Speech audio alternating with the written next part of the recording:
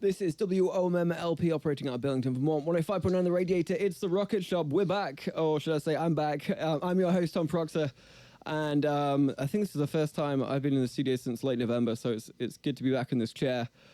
Joining me tonight is Beneath Black Waves. Hello. Hello. Hello. Hi. Happy to be here. I said hello at the inopportune moment there. It seems like you two are still fiddling around with getting everything in check. Sorry, I was telling our drummer what song we're going to be playing first. Oh, okay. Our drummer's a box it's sitting behind us by 2 feet. Is that a nice way to talk about your drummer, or? We have enough feelings that we don't need a drummer with feelings. Fair enough. Well, we're like kicking off with a song. What have you got for us? Sure, this first song is called Chrysalis.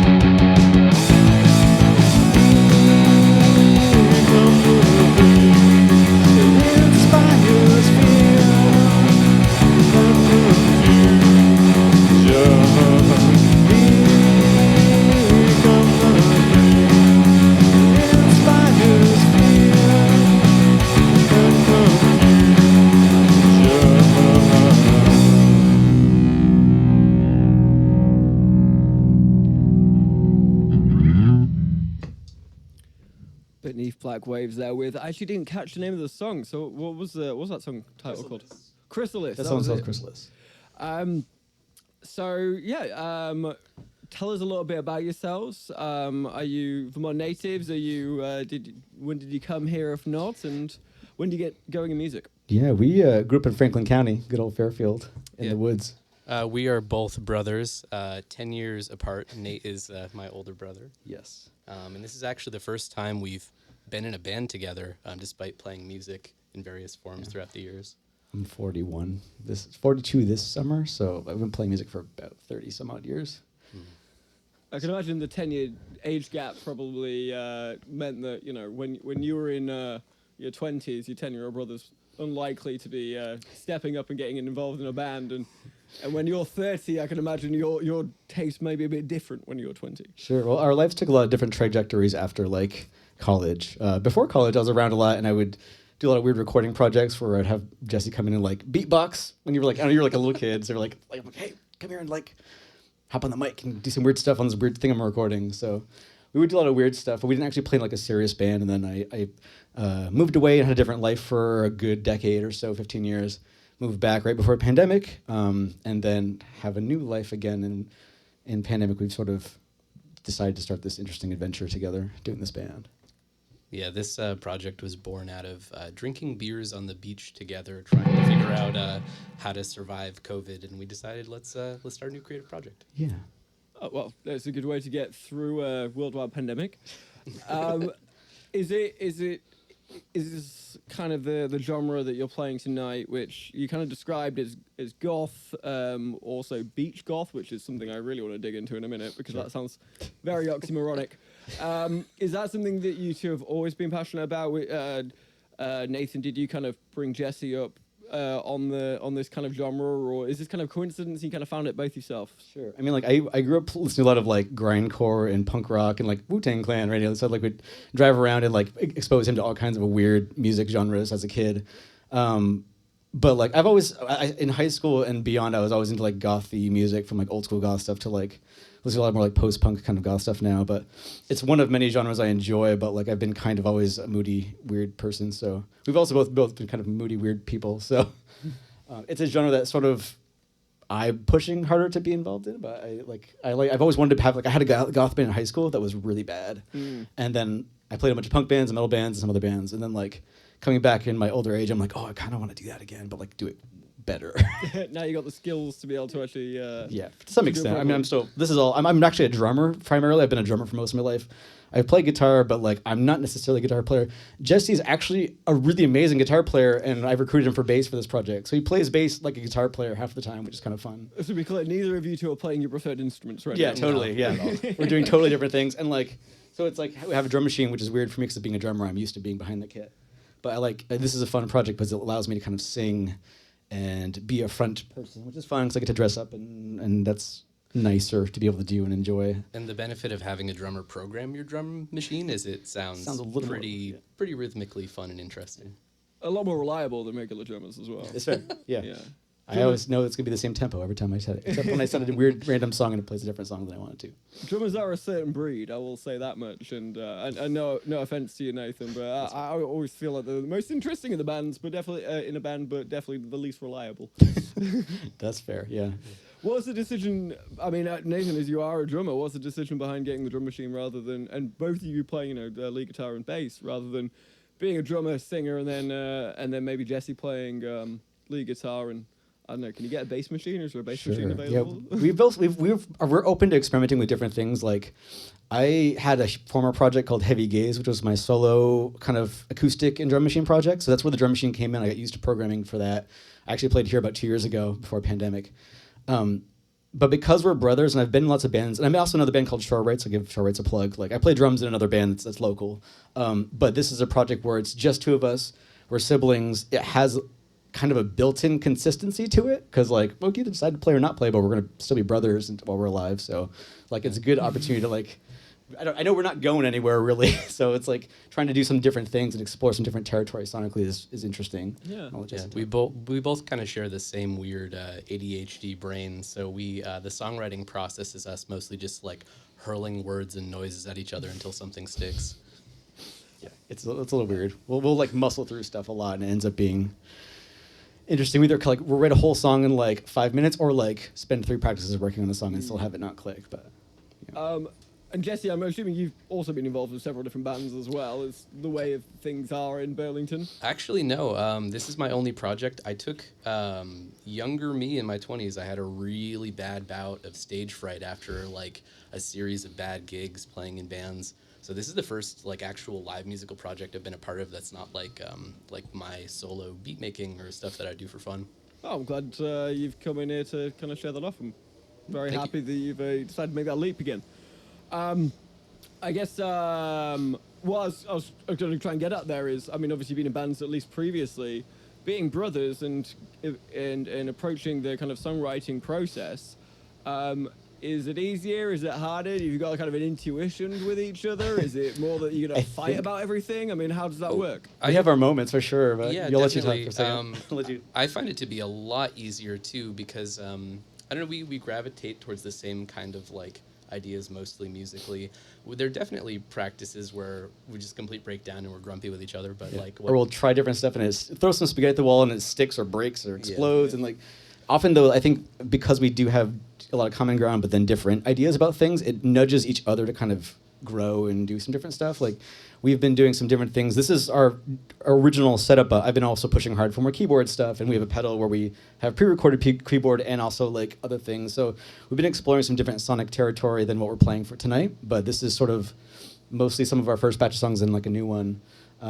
So we've been kind of experimenting with like what our sound is and kind of not being so rigid in defining that. Like, yes, we're kind of a gothy post-punk band. You mentioned beach goth. We use that as like that's sort of the idea for like, let's start a band, let's make a beach goth band, not even knowing what that is. I've heard the term before. There's not really like an established definition of what that sounds like. So we're like, oh, like, it's like sometimes surfy, sometimes dark and moody.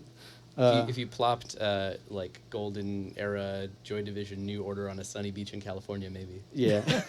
Yeah. I think they tried that with the Happy Mondays and they came back with a crack addiction. So That's fair. Oh yeah.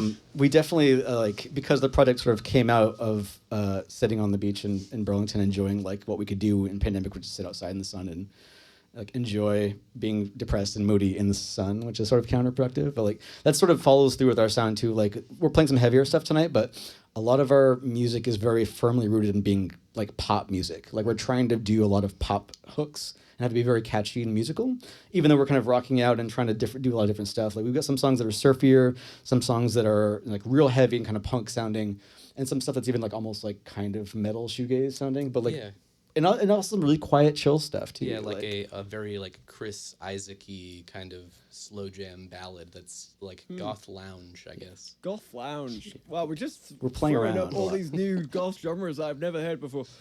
A beach goth is something that as soon as I read it, it just fascinated me because immediately, you start thinking like, can't imagine a goth on the beach would burn. And then, you just think about it more. Beach can be very moody. If you go down to Oakledge right now, it's probably incredibly goth. Yeah. So, please dig into a little bit more about the beach goth. What does that mean? What's that mean to you?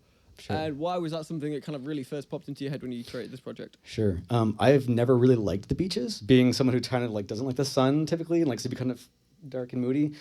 And then pandemic changed kind of everything about how I am as a person, and that like it sort of rebooted me a lot. And I spent a lot of time not wanting to be indoors. I wanted to like seek out external spaces. Like I moved to Burlington right before pandemic, so it was like I was just getting settled in and like spending time doing a lot of shows and being social. And then all that just kind of shut down. So I was like, I don't know what to do.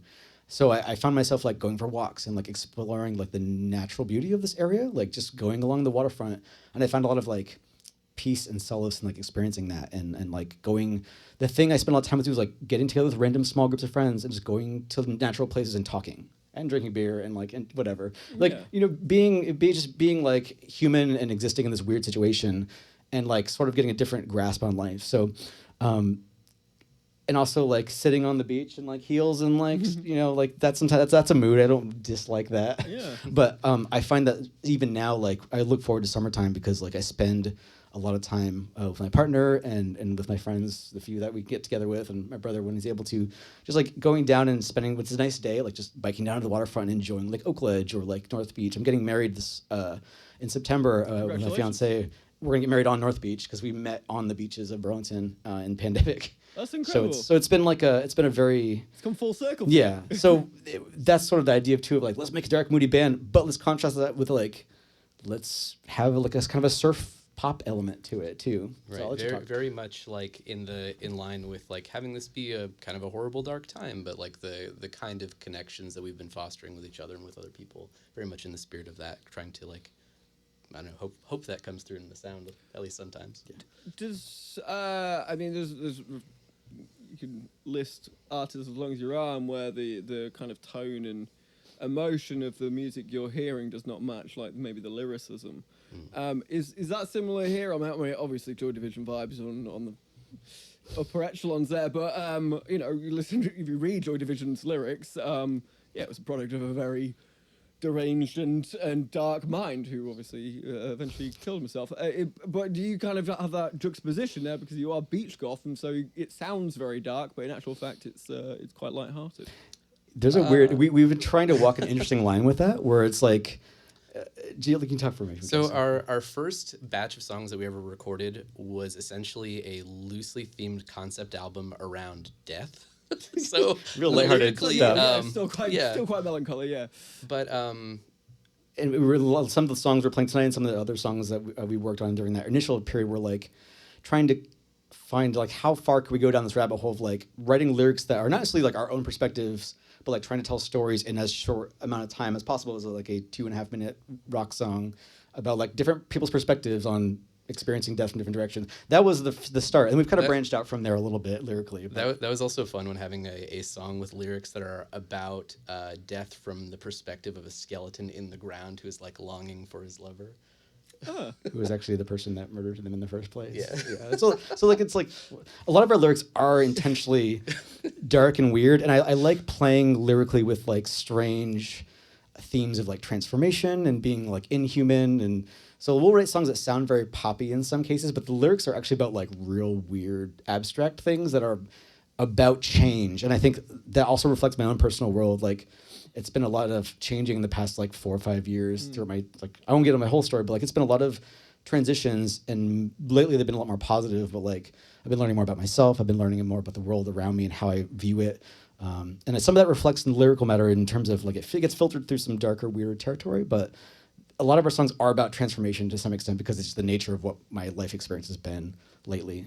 Yeah, but I do feel like I can kind of see you or hear you kind of threading that needle of it sounds goth or a post punk or early Britpop if we're going to be perfectly honest, but at the same time it is kind of this goth melancholy lyrics. But then the twist to that is that there's actually kind of something kind of sweet about it. I mean as you said, the skeleton longing for his partner who also inadvertently killed him. Yeah, that's fascinating stuff, honestly. I'd love to hear another song, though, so what do you got for us? This is probably the more beachiest song we're going to play. Beachside? Yeah. This song is called Beachside Burial. Beachside Burial, if you didn't catch that from my feedback thing. I'm just going to make sure I'm in tune real quick, because that's always nice. Yeah. It's really important to be in tune. We like to say this song has big 1980s movie closing credit energy. Yeah, this makes me think of, like, the Lost Boys, to be honest. Like, not that this is as good as, like, the Sisters of Mercy song that they have in there. That's, like, the pop closer. So Lost Boys, not the Goonies, then, yeah? I mean, I have a Goonies t-shirt. I didn't wear it today because I was trying to be on brand, but also Goonies. That whole era of stuff is really enjoyable to me. Sorry, I'm talking while tuning, which is always a bad thing. I'm not... All right. Let me turn all my thingamadoodles on the way they're supposed to be.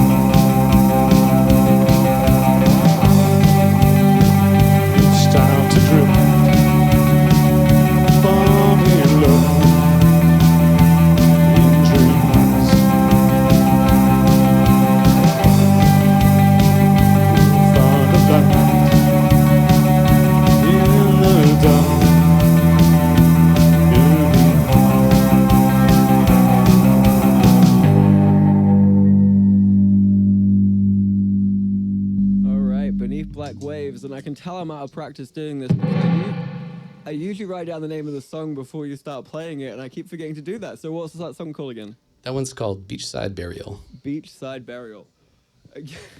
Again, Just happy. really threading that needle between kind of summer vibes and goth.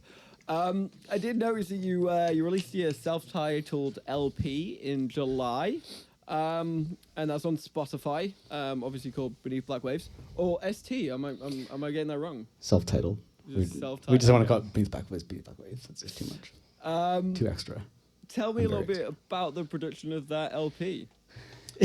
Well, we recorded it all in GarageBand on our own because having a laptop and a drum machine, it does a good job of making it easier to record. However, go ahead, Jess. Yeah, basically we were just at the point where the pandemic was kind of settling down in that spring, summer time, and we're like, hey, we could actually play some gigs, shows maybe, and be like an actual band, not just a practice space only recording project. Yeah.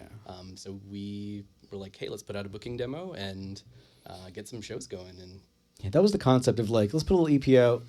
Not so much to capture everything we've been working on, because we were still writing a lot of songs even now. We've got more than enough for a full length, but we're kind of letting things stew and kind of percolate. But we wanted something that allow us to like get some gigs and just let people know, like, here's what we sound like in a way that's easily presentable. Like recording is a nice way to capture like the vibe. You know, I'm happy with how it came out. Obviously, like we're gonna try to do better next time and do more stuff. But as far as like a 4-song thing, I think it came out pretty good. Considering it didn't cost us anything, we just spent our time tinkering. Oh, also shout out to Community of Sound. Oh, yeah. That's where we practice. It's like a organization in Burlington down by the waterfront of artists and musicians that have a space. It's at one main street where like all the train stuff is going to be coming back, which is kind of cool. Right by the Echo Center there. It's a great practice space, but it's more of like a community thing there too. So there's a lot of interesting things happening when it's less pandemic-y. But we've been using that as our recording space and practice space, and yeah.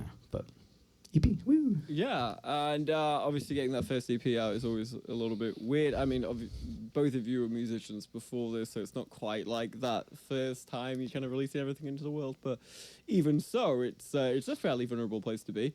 Was it difficult to pick the 4 songs, and what was your general reception with the LP?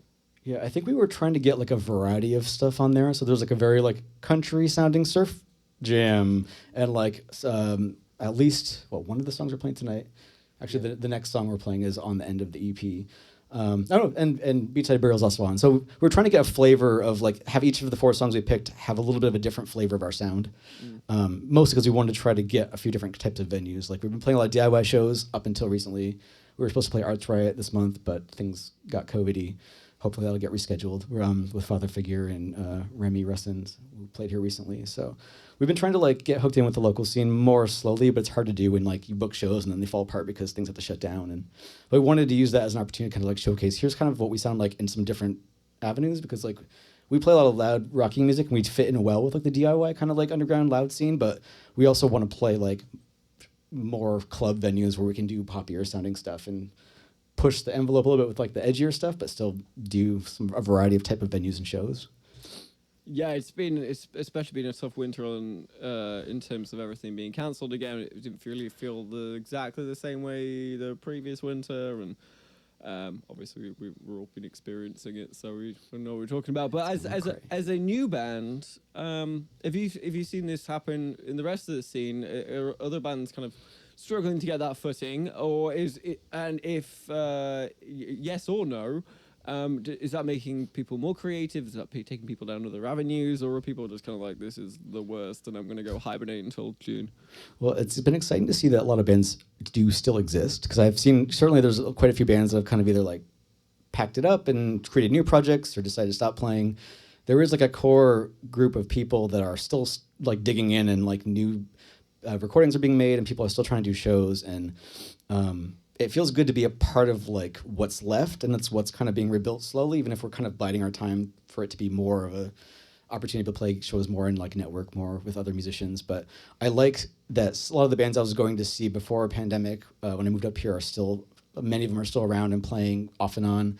I'm looking forward to some other ones coming back, but like it's been interesting just to see that like there's still a lot of people trying to keep the spirit of local music alive, even in a situation where it's really hard to get out and play shows as a performer and feel safe and like go as an audience member and feel like the same way it was before. And like I recognize nothing's necessarily gonna be the exact same, but like we've had tastes of being able to go and play on stage again and do stuff like this where it's like it feels like this is like the closest thing we've had to a show in a couple months, it feels like. So we're just like, yes, this is great. I don't even like doesn't even matter how this goes. We just want to do a thing and like so it feels good to be a part of what's happening still. And like I'm excited to, as a newer returning to the area person of the past 2 years right before pandemic, I plan on being here for a while, so I want to see like how this continues to develop over time as like things get a little more safer to do things, hopefully. Knock on wood. It's also kind of interesting to me not having been involved in like the local scene at all to kind of like have my brother take me under his wing and who has like a long history in the like Burlington area like punk scene and metal scene and grindcore scene. There's still like a few bands. I think there's like who's still around? Like Barbacoa is still around. They've just been here forever. There's like I remember a lot of I was like in like the late 90s, early 2000s era of like 242 Main and Club Toast. And actually I interned at Big Heavy World. Like I was going to say, I mean, you must know Jim from way back then. Yep, we've got a long history together. So like, it's cool that some of the stuff is still around. But yeah, it's definitely interesting to see like all this new energy since I've come back.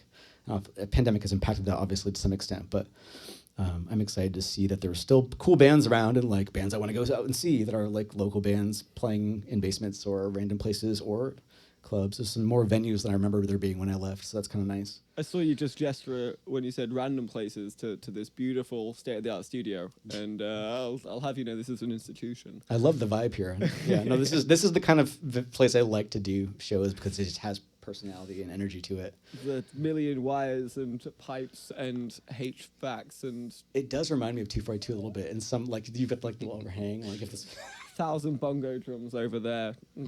I have no idea what this is, but I'm sure it's very cool or expensive or not at all.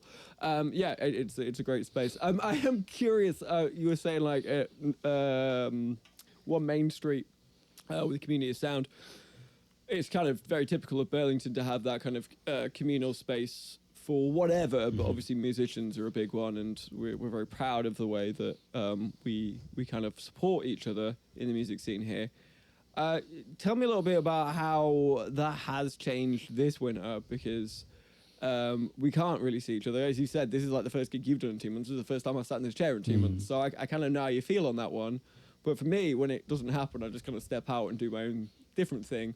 What's it like for musicians around here at this moment in time to collaborate and kind of keep things going? It feels like strange, like because I remember last winter feeling a lot more despair about just like, oh, this is never going to end. We're never going to get a chance to play again. And this summer kind of was the first time after like a year and a half of being able to like, oh, we can kind of play some shows, sort of. Yeah. Like I was up until that point, I'm just like dreaming of like how does music work in pandemic, and like I didn't have an answer for that. Other than just like maybe people go outdoors and like stand 10 feet from each other and like have their own little bubble, and seeing vaccines and other things come in that have sort of helped the situation kind of get a little bit better for a while. Gave me some hope that like, oh, we could experience some of these things again in a sense, but it gives a better appreciation for like what was like. I miss just being able to walk into a venue and be like, hey, there's a bunch of people, like high five, what's up? I'm gonna sit next to you and see this band, and like maybe the band is like spitting on us and being rowdy and whatever, like that's fun, but like nowadays it's just like, oh my god, like even being in that room with like that many people is very intense. So I think I lost a little bit track of the question, just you. I don't know, but ADHD. I think though this winter, I think to bring it back around, like it's weird because we just were going into winter feeling like, okay, we've got this momentum started from like the summer and spring, and then it's just like, boop, turned off the spigot again. I'm just like, oh, things are real bad, and like it's harder to. So I'm in like hunker down mode again. We're just like, just kind of waiting.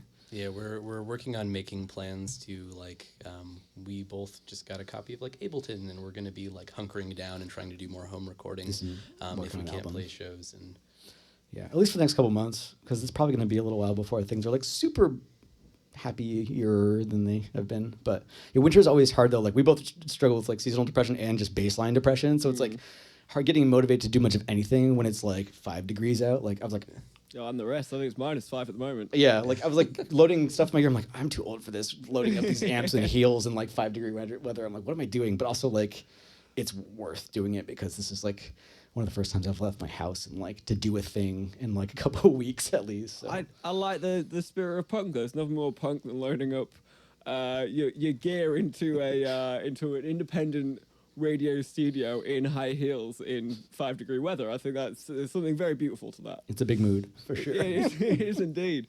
Well, we've got about time for 2 more songs. Cool. So We have 2 more songs for you. what's the next one up? Next one's gonna be Extinction Curse. Oh yeah. It's one of those ones where we. It's not really about anything directly related to life, but it's a kind of conceptually about like meeting someone and then watching like asteroid sky falling stuff coming. Like I'm really into like one of my kinks is like world-ending extinction events, kind of. So it's like I'm like oh like the idea of like oh the world's ending in this horrible way and we're kind of watching it slowly unfold. Yeah, very, very post-apocalyptic, or I guess just regular apocalyptic vibes. All apocalypse. Quite communal though, which is Yeah. nice. So there's not a lot of lyrics to this song, but I tried to tell a story in as like 2 verses as possible, without any real chorus. So we're gonna see how that goes. Okay, sorry. Let me actually tell my drummer what we're doing. They've been sleeping.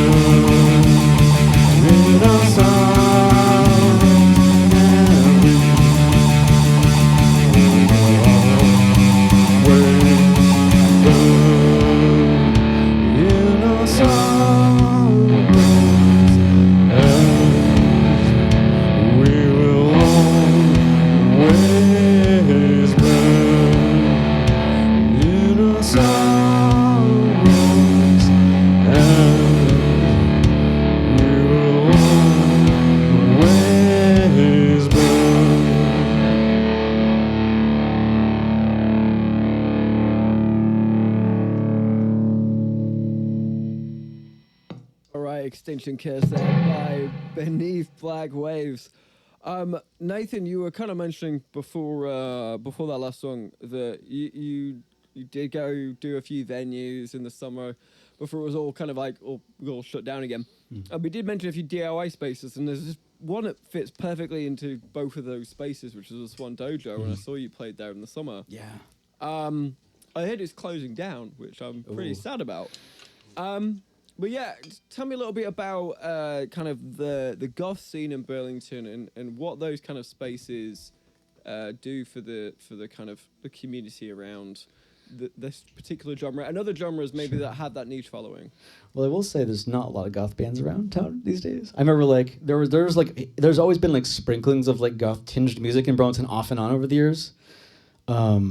I don't know if there's a lot of bands in town that like endeavor to call themselves gothic music these days. There might be one or two other ones, but I think the cool thing about Swan Dojo, and it's a bummer to hear if they're not doing shows anymore, but having DIY spaces is sort of like the only place for kind of some sort of like edgier, weirder bands to play. Which so like that's where like having those opportunities is really essential for like this community. Like we started off being like, I don't know what we're gonna play. Like I know when we get more momentum, it'll be easier to book shows that are outside of like the smaller spaces. But like you got to start somewhere, and like being newcomer to town, not having that established fan base, like being able to play places like Swan Dojo, Jim's Basement, and other DIY venues, which is not that many. Pandemic killed a lot of those too, just because it's like not super safe to randomly get a bunch of random people in your basement, unless people are being super careful and thoughtful about it, which in both cases, like those venues are doing that. But yeah, I grew up on the DIY scene, so like anywhere where it's like I like playing backyards and basements and like random spaces where we just kind of come in and do our thing and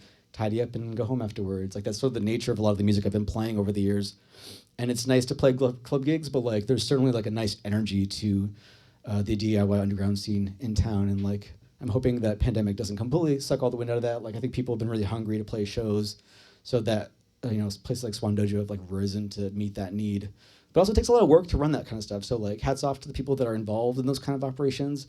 DIY kind of things don't always last super long, but people kind of keep putting energy into it in some way or another. So hopefully as the next year evolves, there'll be more opportunities to play stuff in that shape and form again, really. You've given a lot of context clues, but for those who aren't aware or know what DIY venues are, could you kind of give us a little bit background on what that is? Yeah, like for like, I mean, I think maybe I don't know. I'm just old, so I'm like, oh, do it yourself. If you're setting up a show somewhere that's not, like if you were to get a permit and go to say North Beach, for example, and get a permit and everything's cool, like you could set up a show in the middle of the beach and have a bunch of people outdoors playing, like in the sense of like people finding a space that is available and to either rent or to set something up and then drag in their gear, like sound gear, and have book bands and do a thing. Like that's sort of the entire spirit of like playing in underground music. Like there's not a lot of venues.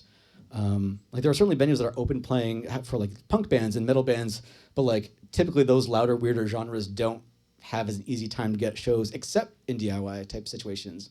I remember doing a lot of church basement shows when I was like playing in like grindcore bands. Like where else are you gonna stick a bunch of really loud bands screeching and ripping their stuff apart? Church basements and VFWs and VFWs and a lot of basement shows. Like Burlington did have a pretty healthy basement show scene before pandemic, and that kind of, not a lot of people want to open up their personal space to random people right now, which is totally reasonable and fair, and I don't blame them. I used to have a wonderful basement for basement shows. It was fantastic. I think I mentioned so sweaty. Oh yeah, I mean that's part of the nature of just getting all gritty. I remember I mentioned this last time I was on this radio show, but like I was renting a house in Southern Vermont for a while, and I was putting on like potluck house shows where I just opened up my entire house to friends mostly, but like other bands there. We have touring bands. We had like just random bands playing, setting up their full thing in my living room with the kitchen, and like everyone would bring a little potluck dish and like some beverages, and just like everyone knows the rules and be respectful. And we just like throw up some chairs and just like enjoy loud rock music in this tiny little cottage in the middle of like Main Street, Southern Vermont. So something very beautiful to that though. If I had a space for that, I would do it again when it's not pandemic-y. If I ever end up owning a house again, I'll probably try to find one with a garage where I can do some kind of art stuff. Someday we will get through all this, maybe. Sure. Who knows? We've only got time for one more song now, but before you go, I want to know what's next for Beneath Black Waves. I know it's obviously a big fat question mark in a lot of cases, but have you got anything concrete down for the next few months? We're definitely still in winter mode right now, so this is like nice coming out to do a thing. We're probably a little bit rusty. I feel like every time I play a show, I'm just like, oh god, that sounded awful. But then I'm like, think back afterwards, I'm like, it wasn't as bad as I thought it was. Probably, usually. I mean, we're just practicing a bunch. We're writing a lot of new material. All of the stuff we've written prior is still new to most people because we haven't played more than a half a dozen shows. So it's like, we've been playing it over and over again. So we're like already hungry to create more stuff. So we're writing a lot of new stuff. We're trying to branch out sonically and try different ideas with what we're doing. On that front, definitely incorporating more like synths and like 80s style keyboard sounds, and just kind of experimenting with various goth flavors of different things, but still kind of retaining that core like post-punk edge, at least for like some of our stuff. We're both really into like synthwave too, so it's like playing around with a little bit of that vibe too, where we can. But yeah, we're probably gonna start recording some new material eventually. But I think the idea is just to kind of keep writing right now and see how the next few months play out, and then maybe get some shows on the books for spring and summer if things are safe to do so. Yeah, fingers crossed, man. I'm getting a bit cabin fever, if I'm honest with you. Right. And if people want to find you, what's your social media? What's your Spotify? Yeah, I don't know. I think we're just Beneath Black Waves on Spotify, and then we do have an Instagram account, which is Beneath Black Waves. I don't really know the actual handles because I don't really pay that close attention to that stuff very often. But yeah, we're on Instagram and we're on Spotify and we're on Bandcamp also. Yeah, where you can check out our EP as well if you want to. Couple other various places, Facebook and other. Yeah, I think when we pushed our music to Spotify, it pushed things to like the entire internet. So we're like, oh, it's everywhere. Okay, neat. So if you just Google Beneath Black Waves, you'll probably find random things. And on YouTube, where people just post random videos that they decide to make to our videos, which is to our music, which is kind of thoughtful of them. And also maybe short stories about pirates if you go far down enough in the search results. That's weird. There's a whole online community of your followers kind of reimagining your music. This is great. Well, it's been an absolute pleasure to have you guys in. Thanks so much for having us. What you got to play us out with? This happy ditty is going to be called Void. Let's start with some feedback. I like you like said it like a chef. You're like, we're going to start with some feedback. Add onions. Sorry, before I told it to. Yes. As you were saying, Gus.